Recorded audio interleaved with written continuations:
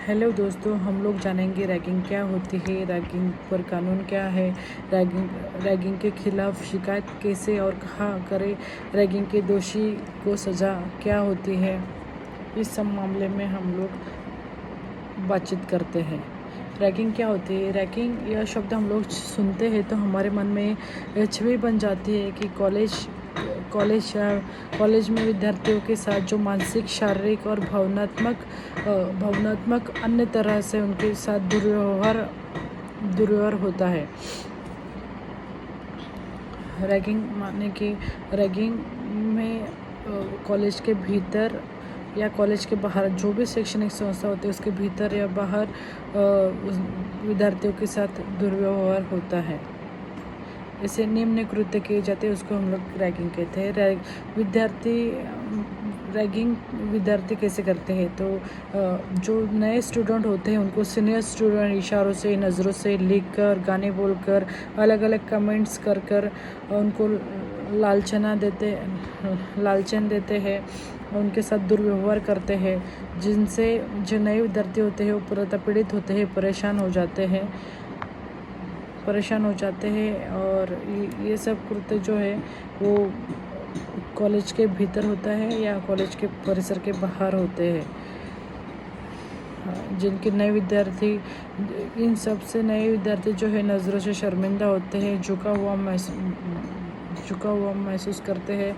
और इस तरह से अन्य विद्यार्थियों के उपहास होना, किसी भी तरह से मानसिक, शारीरिक रूप से प्रताड़ित कर क्षति पहुंचाना, विद्यार्थियों के साथ होने वाला उत्पीड़न या किसी अभद्र कार्य को करने के लिए डराना, धमकाना या मजबूर करना। रैगिंग के खिलाफ शिकायत कहाँ दर्ज करें? रैगिंग के खिलाफ शिकायत दर्ज करने के लिए देश के सभी शैक्षणिक संस्थाओं में anti ragging committee, anti ragging squad और एंटी रैगिंग मॉनिटरिंग सेल का गठन किया गया है। यदि कोई विद्यार्थी रैगिंग का शिकार होता है तो इसके संबंध में यह शिकायत कर सकेगा। यदि रैगिंग पीड़ित संस्था की कमेटी से संतुष्ट नहीं है तो पुलिस स्टेशन में प्रथम सूचना रिपोर्ट दर्ज कराकर आपराधिक मुकदमा दायर कर सकती है या कर सकता है। रैगिंग के लिए कानून क्या क्या है? रैगिंग जो कि एक संज्ञेय दंडनीय अपराध है, इसलिए जो कृत्य रैगिंग में शामिल है वह पूर्णतः आपराधिक प्रकृति के होते हैं। कॉलेज, विश्वविद्यालय या विश्वविद्यालय से जुड़ी संस्था में विद्यार्थी लड़की और लड़की दोनों होते हैं और ऐसे में एक दूसरे के सामने रैगिंग करना, जहाँ अपमानकारक कार्य करने के लिए लेकर जोर ज़बरदस्ती करना, धमकाना, आपराधिक बल का प्रयोग करना, जिससे विद्यार्थी का गरिमा, मान, प्रतिष्ठा को अपूरणीय क्षति होती है और रैगिंग के कारण मृत्यु का कारण भी बन जाता है, क्योंकि इसमें पीड़ित या पीड़िता इतना शर्मिंदा हो जाते हैं कि समाज में या अपने विद्यार्थियों साथियों में मध्य नज़रों से नज़र मिला पाने में हिम्मत नहीं जुटा पाते हैं। कॉलेज, विश्वविद्यालय में होने वाले रैगिंग अपराध की रोकथाम के लिए इस पर नियंत्रण लगाने के लिए विश्वविद्यालय अनुदान आयोग अधिनियम 1956 अधिनियम बनाए गए नियम, जिसका अनुपालन करना हर एक कॉलेज, विश्वविद्यालय का कर्तव्य होगा और अनिवार्य होगा। रैगिंग जैसे अपराध में लिप्त दोषी व्यक्ति को दंडनीय जाने में संबंध में प्रत्येक राज्य सरकार द्वारा उसके राज्य सरकार में संचालित निजी सरकारी कॉलेज, विश्वविद्यालय में होने वाली रैगिंग पर रोकथाम लगाने जा सके और नियंत्रित किया जा सके, इसके लिए कानून पारित किया गया है, जिसका पालन करना अति अनिवार्य है। दोषी व्यक्ति को दंडनीय किए जाने का प्रावधान किया गया है। विश्वविद्यालय अनुदान आयोग द्वारा रैगिंग में संबंध में इसकी रोकथाम व नियंत्रण के सभी कॉलेज, विश्वविद्यालय से जुड़ी संस्था के दिशा निर्देश जारी किए गए हैं, जिसका अनुपालन अनिवार्य है। यदि किसी भी कॉलेज, विश्वविद्यालय में जुड़ी संस्था द्वारा रैगिंग के संबंध में जारी दिशा निर्देश का अनुपालन न कर उल्लंघन किया जाता है विश्वविद्यालय या कॉलेज की मान्यता रद्द दी जाएगी। यह दिशा निर्देश जो कि निम्न है। और एंटी रैगिंग कमेटी का गठन हर कॉलेज में और विश्वविद्यालय में एंटी रैगिंग कमेटी बनाने के लिए कहा है, जिसमें कि जो भी एंटी रैगिंग कमेटी का गठन है उस संस्था के प्रमुख द्वारा किया जाएगा। विश्वविद्यालय के संकाय सदस्यों के प्रतिनिधि, विद्यार्थी के माता पिता, नए विद्यार्थी के साथ सीनियर विद्यार्थी और शिक्षण कर्मचारी शामिल होंगे। ये रैगिंग से संबंधित क्रियाकलापों पर नज़र रखेंगे और एंटी रैगिंग स्क्वाड को सूचित करेंगे ताकि रैगिंग करने वाले दंडित किया जा सके।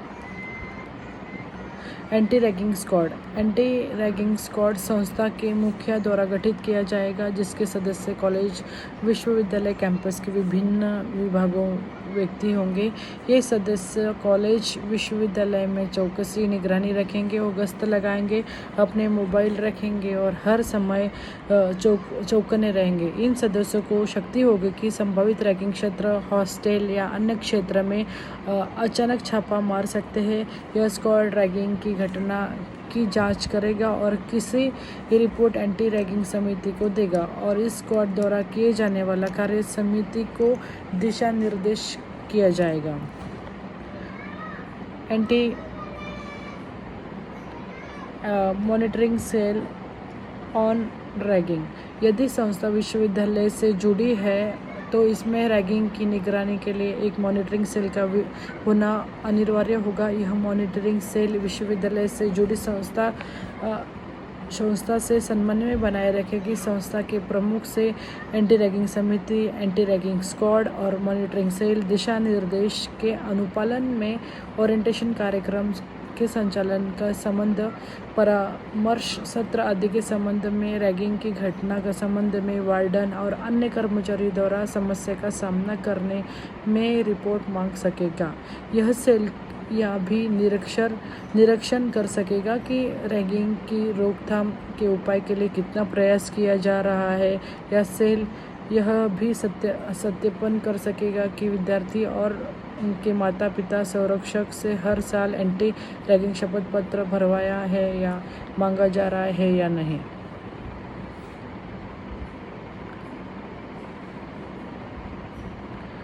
प्रवेश पत्र के साथ अन्य दस्तावेज जैसे कि विद्यालय छोड़ने का प्रमाण पत्र, स्थानांतरण प्रमाण पत्र, प्रवास प्रमाण पत्र, चारित्र प्रमाण पत्र दाखिल किए जाएंगे, जिससे उस विद्यार्थी के व्यवहारिक चारित्र के बारे में मालूम हो। संस्था द्वारा खराब छवि वाले विद्यार्थी पर पैनी नज़र रखी जाएगी। रैगिंग को रोकथाम के लिए बड़ी कम्युनिटी बनाई जाएगी कि विशेषकर विद्यार्थियों के साथ रैगिंग के बुरे मानवीय प्रभाव के बारे में जागरूकता बढ़ाएगी और संस्था के रैगिंग का रोकथाम के रैगिंग निषेध कानून और दंड प्रावधानों के बड़े बड़े पोस्टर्स, रैगिंग निषेध सूचना को संस्था के सभी विभाग में, सूचना पट्ट पर, हॉस्टल और अन्य भवनों पर सहज दिखने वाले स्थान पर इन पोस्टर सूचना स्थायी लगाएगा। विद्यार्थी के प्रवेश के समय रैगिंग की रोकथाम के लिए उपाय।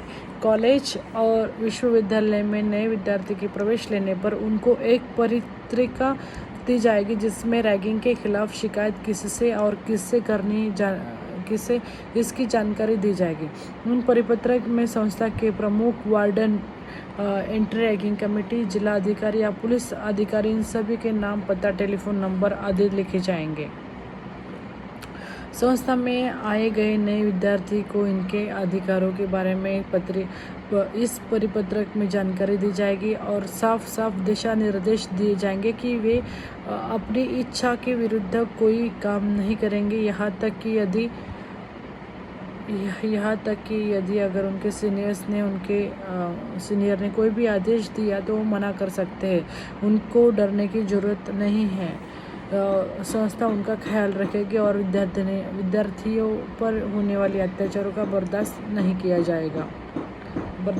जाए। नए विद्यार्थियों के रैगिंग की घटना होने पर उसकी रिपोर्ट करने वाली प्रोत्साहित किया जाएगा, वो चाहे उसकी घटना से पीड़ित हो या उस घटना से गवाह हो। संस्था के स्तर में से रैगिंग पर प्रतिबंध लगाने हेतु उपाय। सभी संस्था के केंद्रीय सरकार व राज्य सरकार के कानून जो का अनुपालन करना अनिवार्य होगा। रेप और अन्य गंभीर अपराधों की तरह रैगिंग एक संज्ञेय अपराध माना जाएगा। महिलाओं के साथ होने वाले अत्याचारों, ST/SC श्रेणी के छात्रों के साथ दुर्व्यवहार करना और किसी भी तरह से रैगिंग करना पूरी तरह से प्रतिबंध होगा। संस्था के स्तर से रैगिंग पर प्रतिबंध लगाने हेतु उपाय। संपूर्ण संस्था के भीतर या बाहर यहाँ तक कि विभाग, निर्वाचन क्षेत्र, शैक्षणिक परिसर, खेल के परिसर, कैंटीन आदि क्षेत्र में यातायात के किसी भी साधन में वह चाहे सार्वजनिक हो या सरकारी रैगिंग पूर्णतः प्रतिबंधित होगी। यदि कोई भी रैगिंग करता या कराता हुआ दोषी पाया जाता है तो संस्था उस दोषी व्यक्ति के खिलाफ कड़ी से कड़ी कार्रवाई करेगा। रैगिंग के दोषी विद्यार्थियों को कक्षा में उपस्थित और शैक्षणिक विशेषाधिकार से निलंबित कर दिया जाएगा। शैक्षणिक संस्था से मिलने वाली छात्रवृत्ति और अन्य लाभों रोक दिया जाएगा या वापस ले जाएगा। शैक्षणिक संस्था में होने वाली किसी भी परीक्षा या अन्य मूल्यांकन पर रोक दी जाएगी। रैगिंग के दोषी विद्यार्थी को संस्था में जो रैगिंग के दोषी विद्यार्थी है संस्था से निकाल दिया जाएगा और निश्चित अवधि तक किसी अन्य शैक्षणिक संस्था में प्रवेश लेने पर रोक दी जाएगी। रैगिंग में दोषी होने वाले विद्यार्थी 25,000 जुर्माना से लेकर 1 लाख रुपए तक जुर्माना से दंडनीय किया जाएगा। सामूहिक सजा से दंडनीय किया जाएगा। जहां पर व्यक्ति के द्वारा किए गए रैगिंग से के अपराध की पहचान नहीं होती है वह संस्था सामूहिक दंड का सहारा लेगी। देश में रैगिंग की घटना संस्था की बढ़ते हुए प्रत्येक राज्य के सरकारों ने रैगिंग की रोकथाम के लिए कानून बनाए जहां रैगिंग के दोषी और दंडनीय किए जाने के संबंध प्रावधान बने गए हैं। महाराष्ट्र शैक्षणिक संस्था में रैगिंग प्रतिषेध अधिनियम 1990 की धारा 3 शैक्षणिक संस्था के भीतर या बाहर रैगिंग पूर्णतः प्रतिबंधित है। यदि कोई भी प्रत्यक्ष या अप्रत्यक्ष संस्था के भीतर या बाहर रैगिंग दोषी पाया जाता है तो 2 वर्ष तक कारावास की सजा से 10,000 से जुर्माने से दंडनीय किया जाएगा। इस तरह से रैगिंग के लिए यूपी में भी शैक्षणिक संस्था में रैगिंग प्रतिषेध अधिनियम 2010 की धारा 3 के तहत शैक्षणिक संस्था के भीतर बाहर रैगिंग प्रतिबंध है। यदि कोई भी व्यक्ति रैगिंग करता है या शामिल होता है, उकसाता है या प्रचार करता है उसे दोषी अधिनियम 5 के तहत 2 वर्ष का कारावास 10,000 का जुर्माना से दोनों दंडनीय है। से हर एक राज्य ने अपना अलग अलग कानून रैगिंग के संदर्भ में बनाया है ताकि रैगिंग को रोक लगे, नए विद्यार्थियों को अपमानास्पद बिहेव ना मिले, हर कॉलेज में उनका रिस्पेक्ट रहे और जो भी रैगिंग से होने वाले घटना है जैसे कि कोई सुसाइड करता है, किसी को अपमानित लगता है, कोई कॉलेज छोड़ के जाता है तो इस तरह से किसी भी तरह की परेशानी नए स्टूडेंट को ना हो और इस तरह का अगर अवेयरनेस हम लोग करेंगे तो नए स्टूडेंट नई जगह पे जाने के लिए परेशानी नहीं होगी। ये था रैगिंग पे हमारी बातचीत। धन्यवाद। Thank you.